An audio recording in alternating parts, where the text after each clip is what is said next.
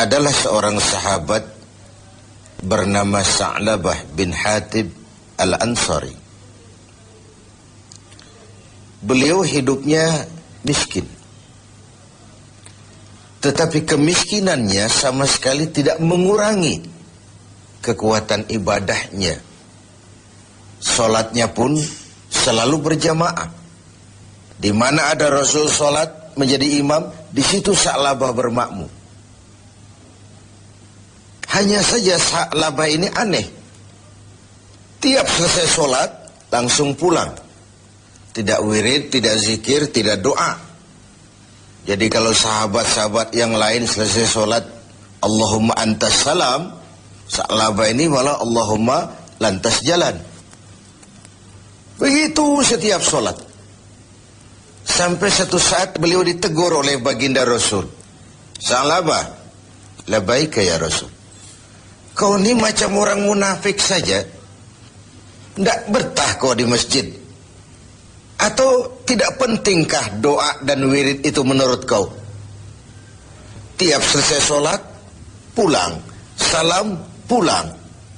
Kenapa begitu Sa'labah? Maafkan saya ya Rasul. Kenapa? Saya bukan tidak menganggap doa dan wirid tidak penting. Lalu, bukan juga tidak betah di masjid. Kemudian, kenapa kau terus pulang begitu? Saya ini keluarga miskin ya Rasul. Kain satu pun berdua dengan istri saya. Ketika saya sholat di masjid sini, istri saya di rumah nunggu giliran sholat dari sarung yang sedang saya pakai ini. Kalau saya pakai wirid dan zikir, istri saya tidak kebagian waktu sholat. Begitulah. Iya. Oh. Lalu bagaimana Sa'labah? Begini saja ya Rasul. Ini sudah kadung ditanya oleh Tuhan. Tuhan kan Rasul. Ya, kenapa memang? Bahwa Rasul itu kan doanya jarang meleset. Maksud kamu? Tolonglah doakan saya kepada Allah agar saya jadi orang kaya. Kalau saya kaya, sarung punya sendiri, istri punya sarung sendiri, tenanglah saya beribadah. Rasulullah senyum. Kemudian bilang, Sa'labah, saya ya Rasul. Kau kan orang Islam? Iya. Bagi orang Islam, contoh yang paling utama itu siapa? Ya Tuhan ya Rasul. Kau lihat saya kaya? Tidak. Lalu kenapa kau mau minta kaya? Begitu ya? Iya, sudah, pulang saja. Pulanglah Sa'labah. Esoknya ketemu lagi dengan Rasul. Gimana Sa'labah? Sudahlah Rasul, doakan saja supaya saya jadi orang kaya. Sa'labah, saya ya Rasul. Qalilun tuaddi syukrahu khairun min kasirin la tutiquhu. Sedikit kamu syukuri itu jauh lebih baik daripada banyak tapi kau tak kuat mengembannya. Sudah, pulang saja.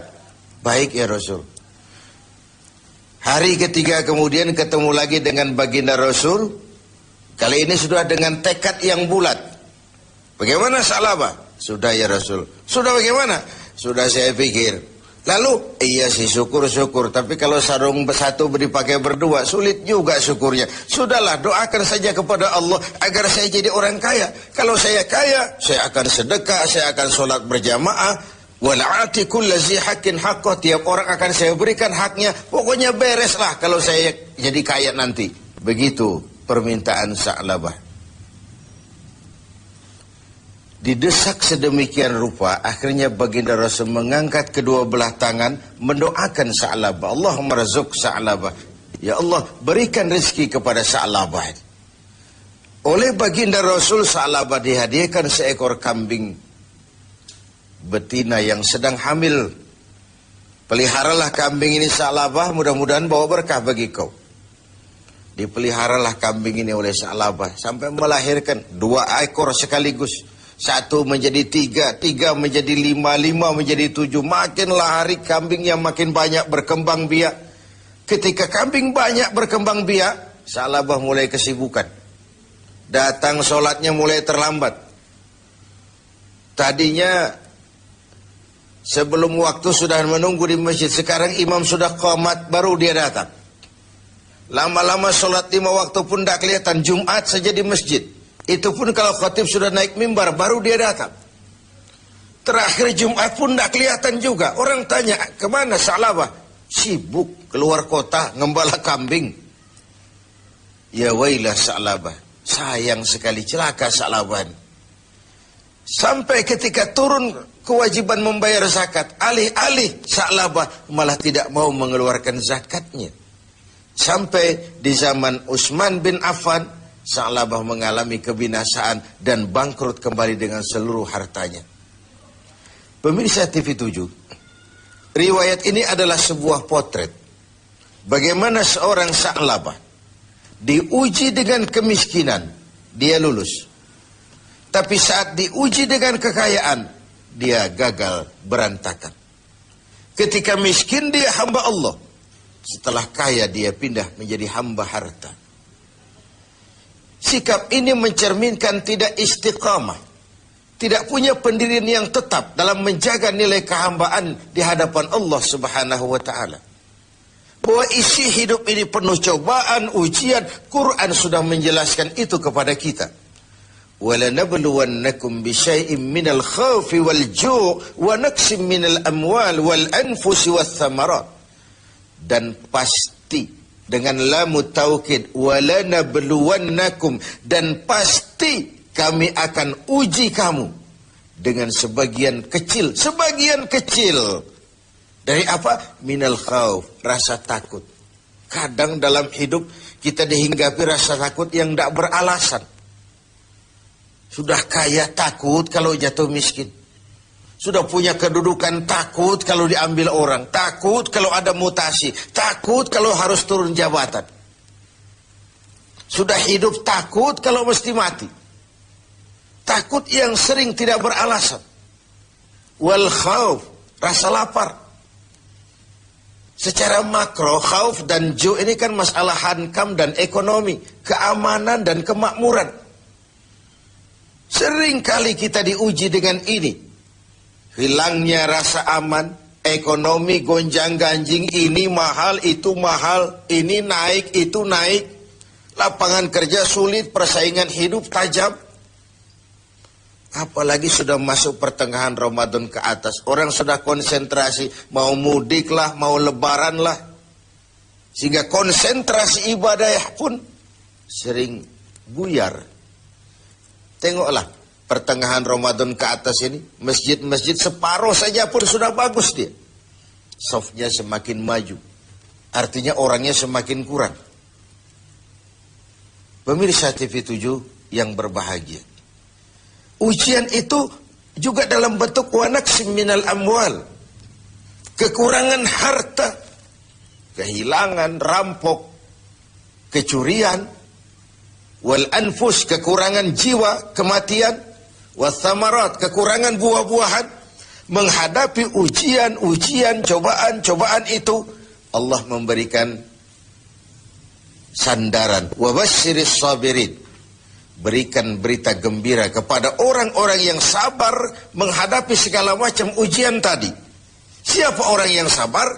Alladzina iza asabathum musibah qalu inna lillahi wa inna ilaihi raji'un.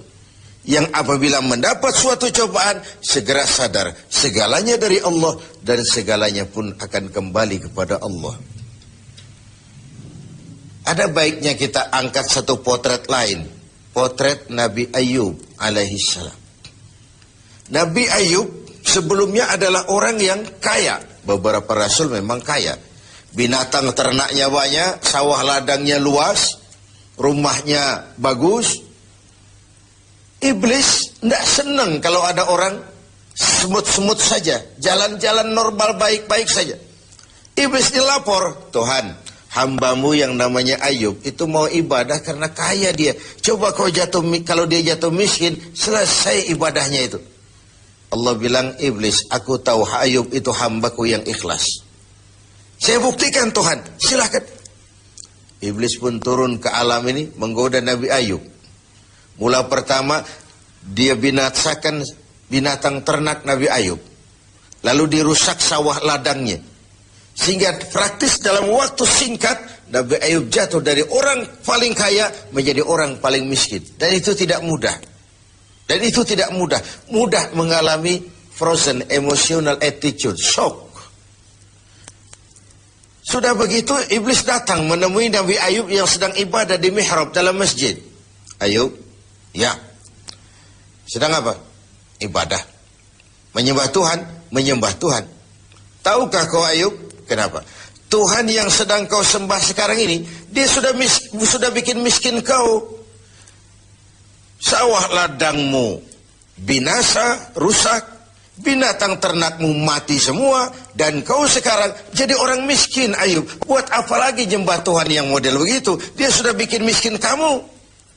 Nabi Ayub senyum mendengar itu. Benar, benar. Binatang ternak saya binasa, binasa. Sawah ladang saya hancur, hancur. Dan sekarang saya jadi orang miskin, miskin. Alhamdulillahilladzi a'tani wa akhaza minni. Segala puji bagi Allah yang telah memberikan harta kepada saya dan sekarang mengambilnya lagi. Tengoklah Nabi Ayub ini. Ketika binatang ternaknya binasa, sawah ladangnya musnah, bukan innalillahi malah alhamdulillahilladzi a'tani wa akhadha minni. Segala puji bagi Allah yang telah memberikan kekayaan kepada saya dan sekarang mengambilnya lagi. Allah yang memberi, Allah juga yang mengambil. Inilah yang disebut sikap istiqamah. Ibadah kita tidak bergantung kepada cuaca. Sebagaimana di awal tentang Sa'labah bin Hatib al-Ansari tadi. Dalam keadaan miskin, dia tekun ibadah. Setelah diuji dengan kekayaan, dia malah tidak karu-karuan. Karena itu penting bagi kita menjaga sikap istiqamah untuk tetap konsisten dan konsekuen sebagai hamba Allah dalam segala keadaan. Dalam segala situasi. Sehingga nilai kehambaan itu mempunyai nilai yang istiqamah. Pemirsa TV7, semoga ibadah Ramadan membuat kita menjadi orang-orang yang istiqamah menghadapi ujian yang diberikan Allah kepada kita.